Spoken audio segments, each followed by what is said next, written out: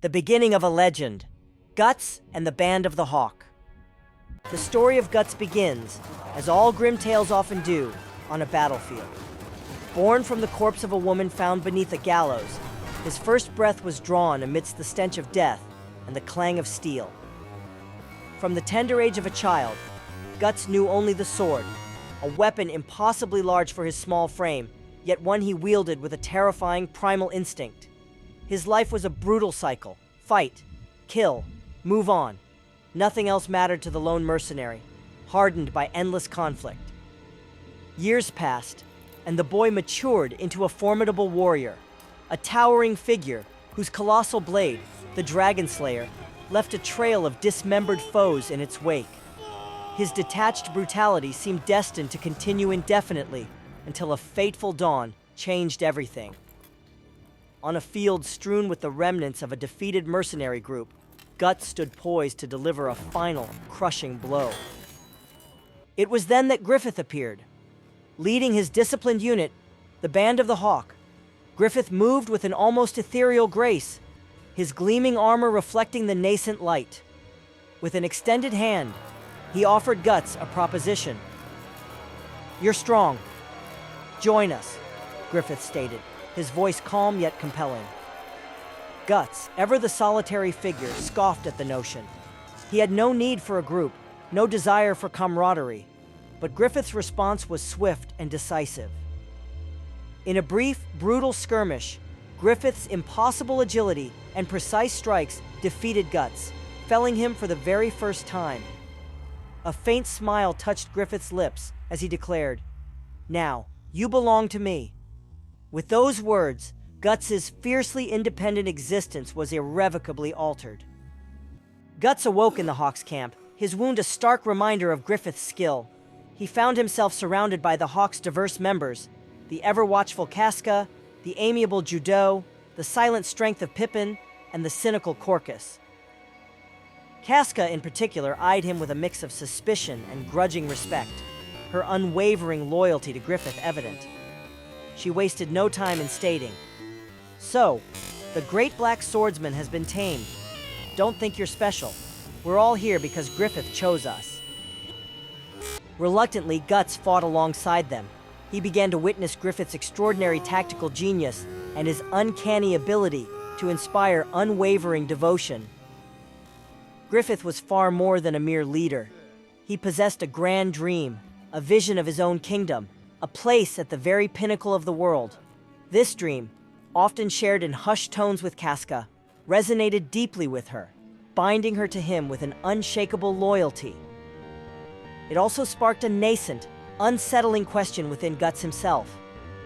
He once overheard Griffith's defining philosophy: "A friend for me is someone who has their own dream, not someone who just follows mine."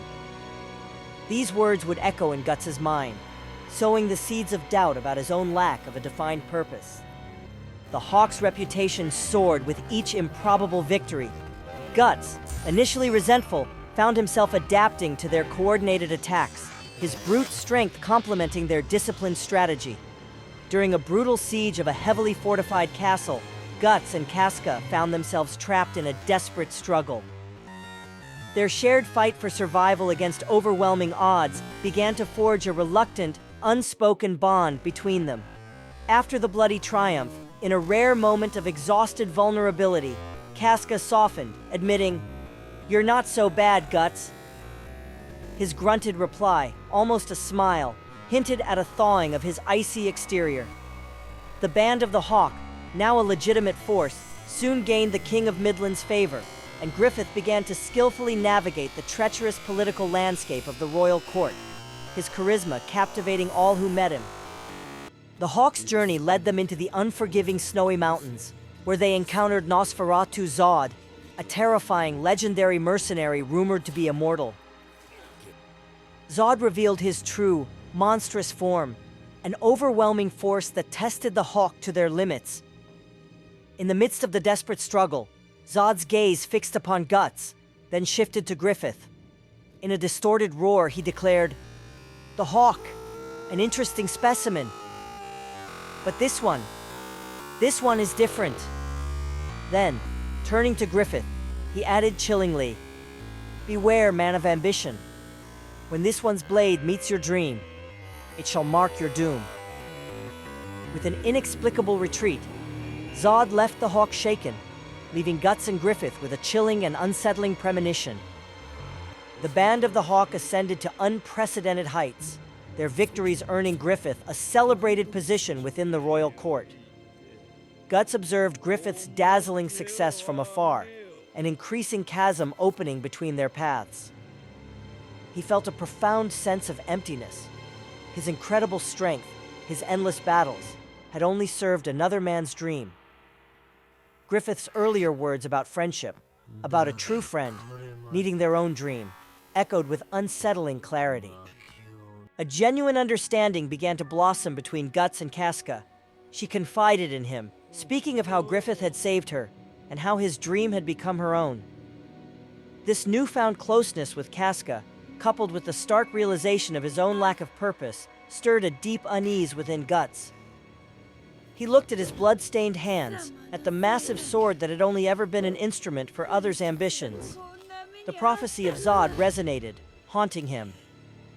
Amidst the celebratory cheers for yet another glorious victory, Guts felt a growing void. He had fought, he had bled, but for what? His purpose had been borrowed, his strength merely a tool. Griffith had said a true friend had their own dream, and Guts had no dream. He knew with a chilling certainty that he could not find it in Griffith's shadow. Under the cold light of dawn, Guts made his decision. He gathered his meager belongings, his great sword slung over his shoulder. Casca, sensing his resolve, offered no resistance. She understood.